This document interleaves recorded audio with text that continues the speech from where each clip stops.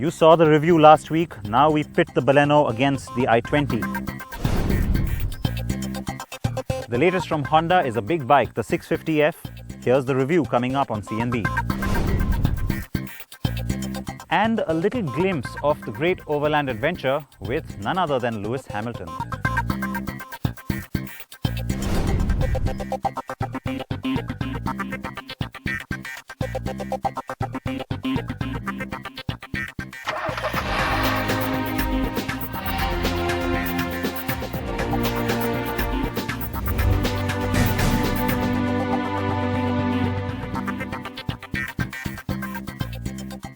Hello there and welcome to a new episode of CNB here on the NDTV network. I'm Siddharth Vinayak Partnkar. Thank you for joining us. I am this week coming to you from rural Pennsylvania in the northeastern United States. Not the typical kind of location that you expect from us here on the Car and Bike Show now, is it? What brings me here is not a new car, not a new bike, but the Great Overland Adventure. It's this mammoth journey that we've begun a few weeks ago. Some of you already know about it, and we've also started bringing it to you on the NDTV network last week. So that's why I'm here right now. I promise you that we've not been driving these cars on railway lines everywhere. We've been pretty much on the highway, but couldn't resist this little bit of an excursion right now to give you a glimpse of the kind of experiences we are bringing to you on this new show on NDTV. Now, that of course is the GLA back there. That's the car I've been driving this morning. You'll keep getting little glimpses of the GLA adventure right here on CNB as well, but that's not why we are coming to you this week. You want to get on with that top story that you've got a glimpse of already, so I won't waste another minute. The Hyundai i20 is the big dominant player in the premium hatch space, really owns that segment, and now you have that massive new challenger that's come along, the Maruti Suzuki Baleno. So which car has the upper hand? Let's pit them against each other and find out.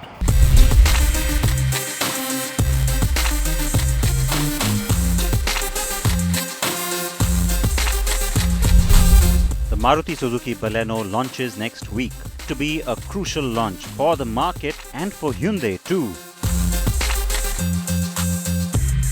No, I'm not accidentally saying Hyundai instead of Maruti Suzuki. Hyundai has had an almost monopolistic run with its i20, hasn't it?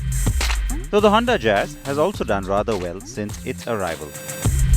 Now the question is, will the Baleno expand the segment or eat into the share of these two cars, particularly the i20, which sells almost an average of 10,000 units a month? The i20 is the car to beat. A big hit, this is also one of the cars that Suzuki will have to contend with when the Baleno launches in Europe next year. The i20 is bold, roomy, and has the best driving character of any Hyundai hatch so far, ever.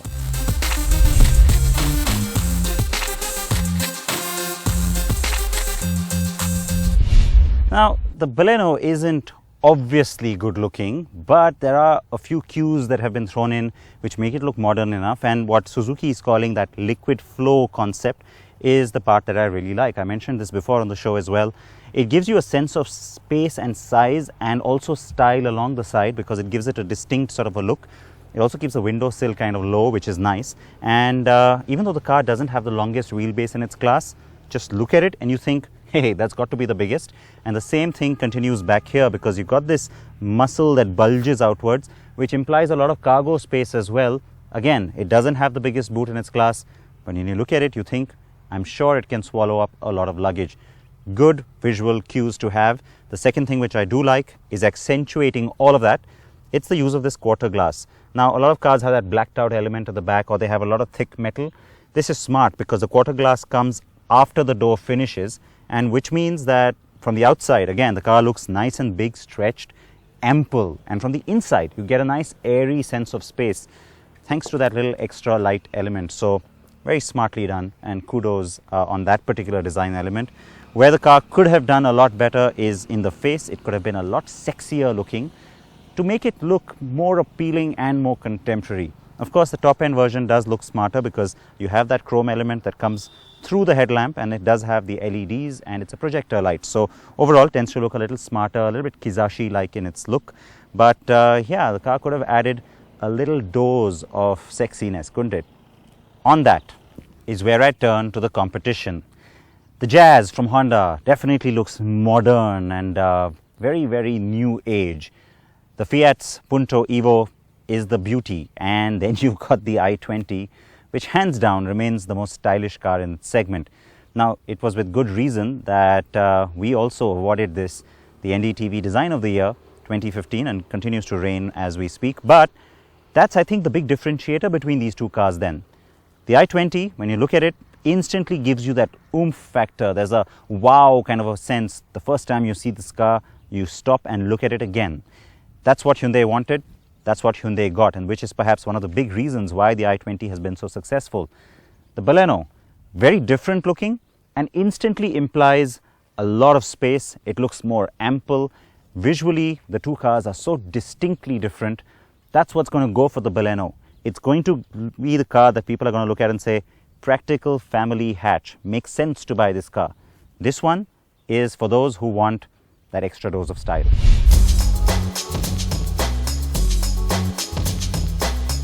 In our last comparison, the i20 had managed to just about beat the Jazz and retain segment benchmark status, and so we're sticking with just the i20 for today's battle.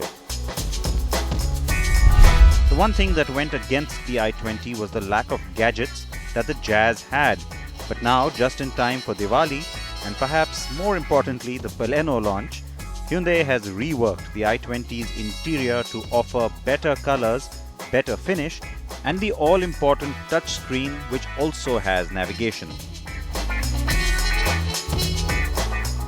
Now this allows the i20 to once again seem fully loaded. Now onto the Baleno.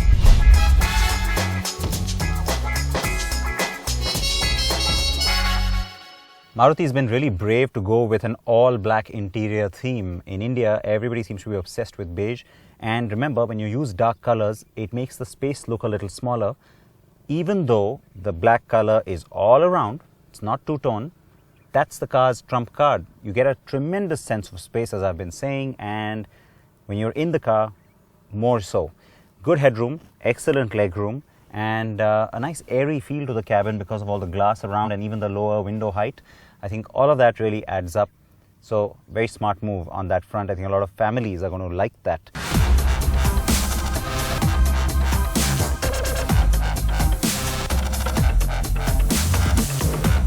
Rear legroom on the Baleno is more than the i20's, but surprisingly, it doesn't have a rear AC vent, which the i20 does have.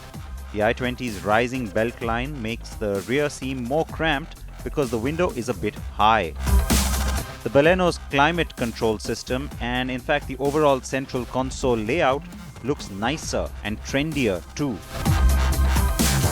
The Baleno offers 4 trims and all have dual airbags and ABS as standard. That's terrific. The i20 has 6 variants and neither are standard. It offers a driver side airbag in 2 variants and dual airbags in just 2, while ABS is available in 4 of the 6 variants. The Baleno has a very smartly designed and sexy looking instrument cluster.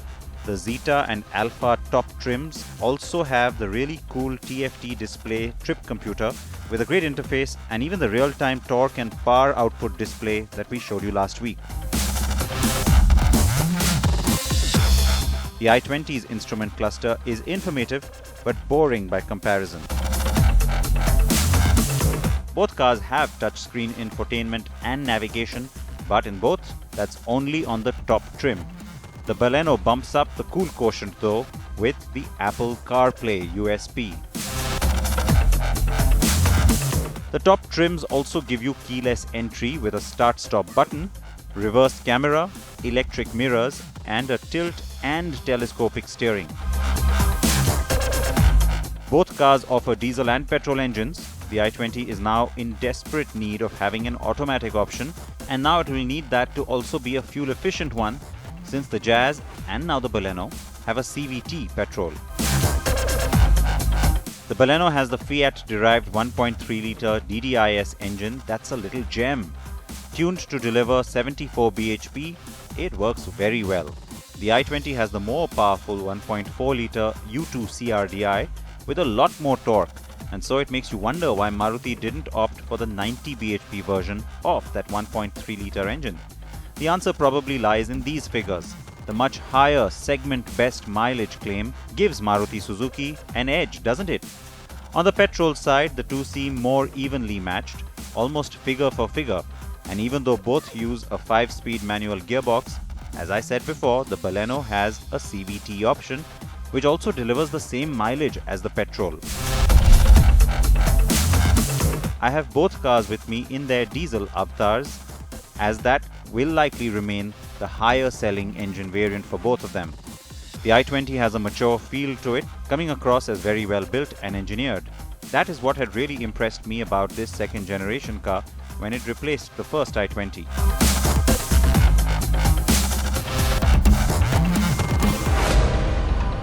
Now the i20 definitely handles better and has a great ride quality, but overall the DDIS unit is more fun, it's punchier and it's more sporty, and so I've had more fun driving this car, even though there are of course some great things about the way that the i20 feels on the road.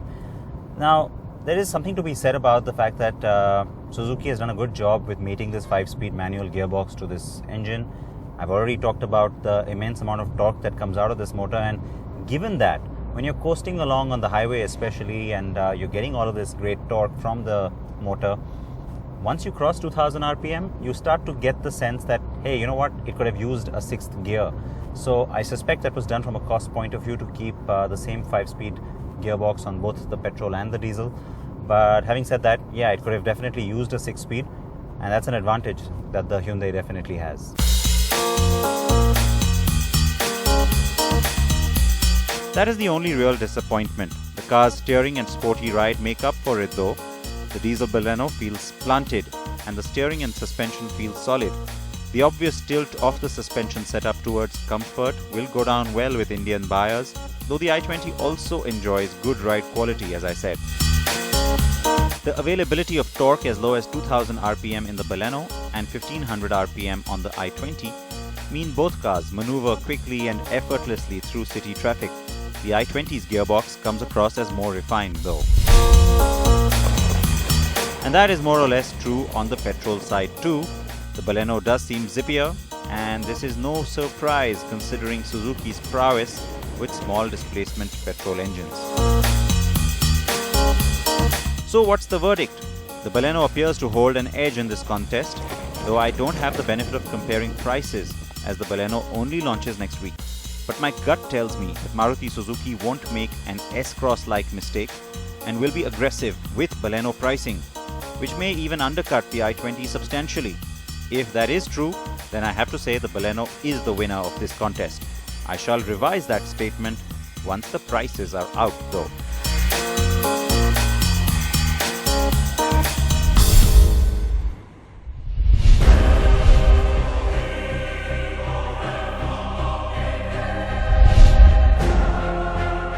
The Great Overland Adventure is not just about discovering new places,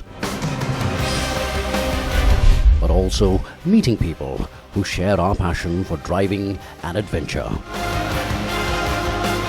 But little did we expect, we would be meeting Mercedes Formula One drivers Lewis Hamilton and Nico Rosberg on this epic journey. So these guys are doing something quite historic, and it'll be great to have you a part of it. Both drivers shared similar levels of excitement as we spoke about our 6-continent journey with the GLA. When Formula One racing stars offer free driving tips on keeping concentration during long road trips, we just soaked it all in happily.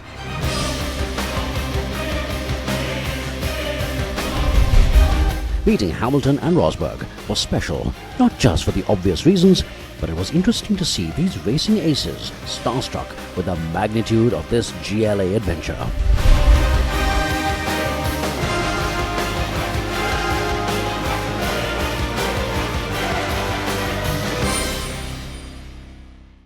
You can get more details on the Great Overland Adventure on our website. That's carandbike.com/GLA Adventure.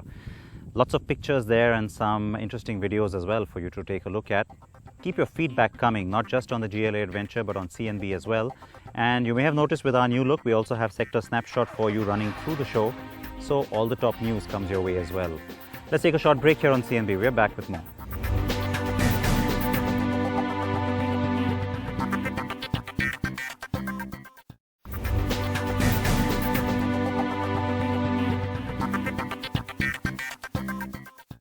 Welcome back to CNB. Let's talk about that bike from Honda now. The CBR 650F is a bike that generated a lot of chatter and there's lots of hype around it, but does it justify this hefty 7.3 lakh rupee price tag? That's the big question that we had when we went into this review. Bala rode the bike and you can take a look at it, and in case you're wondering why I've switched suddenly to this red hot number, well, that's one of the perks of the job, isn't it? Got a chance to quickly check out the new John Cooper Works edition of the Mini Cooper that's just been launched here in the US. So feast your eyes on that just for a little glimpse of it, and then take a look at the bike from Honda.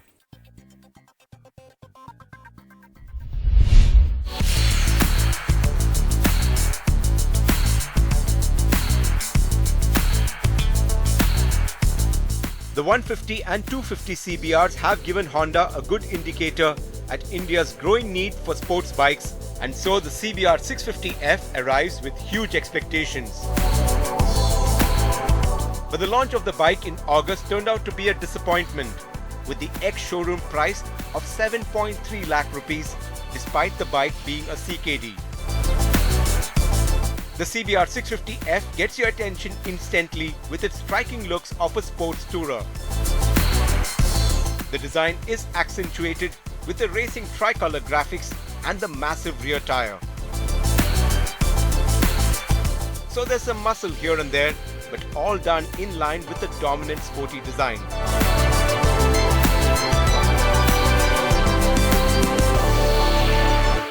Now, the Honda CBR 650F does give you those classic sports bike looks with the large fairing around it, but with a dash of aggression thrown in. You've got those nice bold headlamps, the V-shaped headlamps right up in front, followed by this fairly large visor, which not only adds to the looks but also gives you that bit of functionality, especially when the bike is at higher speeds. Also, you've got this nice big muscular tank on it which flows well into the design, and it's a fairly nice and easy riding stance with a low seat.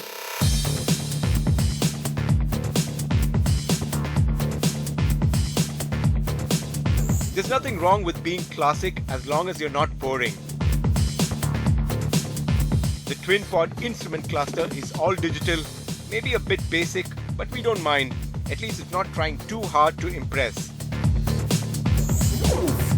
The switches and control have great feel with impressive plastic quality. Get the Honda CBR 650 on the road, and that's when it hits you that this motorcycle is one of the smoothest performers in this segment.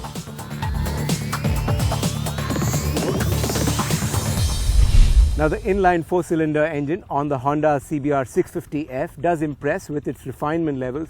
Of course, that was expected from this 4-cylinder engine, but the exhaust itself doesn't really indicate how powerful the engine really is in terms of pure performance. It's quick, it's agile, it's quick off the blocks, but still with smooth and linear acceleration.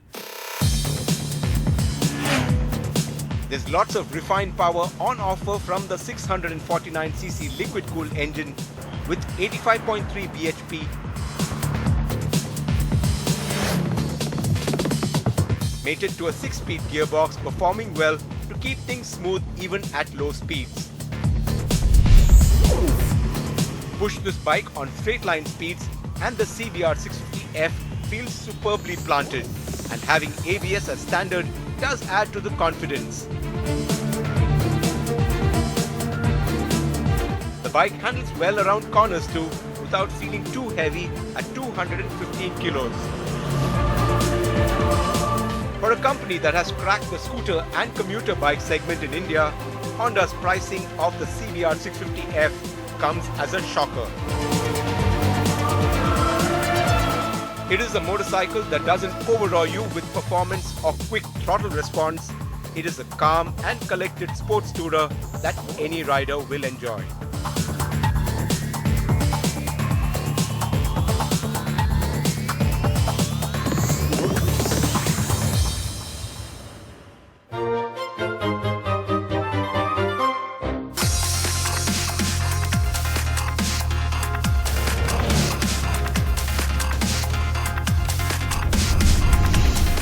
buying a second-hand superbike at half price or lesser might look like a sweet deal, but there are a few precautions you need to take.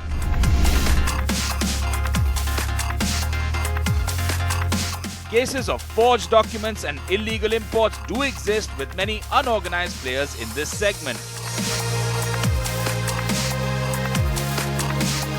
Besides the price that can be negotiated, here's a short checklist of what you must do to ensure you get a fair deal. Ensure the paperwork is in order. Check for the exact age of the bike, registration, no objection certificates. Check condition with a test ride. Look out for issues with brakes, suspension to electricals. Cross-check service and insurance records. To calculate a fair price on these superbikes, one can apply a 8 to 10% annual depreciation to the current showroom price. The entry of new superbike brands in the country has reduced import of these bikes and made the pre-owned market space more transparent, with service records now available publicly. So do think before you click to ensure your dream ride doesn't become a nightmare. That's pretty much it, folks. I hope you liked CNB this week. I've got a gorgeous view behind me and a great road ahead. That's the Susquehanna River Valley here in Pennsylvania. And if that isn't a sight for sore eyes for some of you, well, then this certainly has to be. It's a beautiful little car. It drives pretty well. It's very sporty and it's brand new. So you got your first glimpse of it here on CNB. Please do wear your seat belts no matter which seat you're on in a car. Please do wear your helmets if you're on a two-wheeler, front or back. With that thought, as always, I will say goodbye. And a quick reminder for some of you who may have missed it last week, a chance for you to come spend some time with me and also with the BMW i8. Yes, it's a special opportunity for just a few of you. Take a look at the details of our contest that commemorates our 600th episode. With that, bye-bye.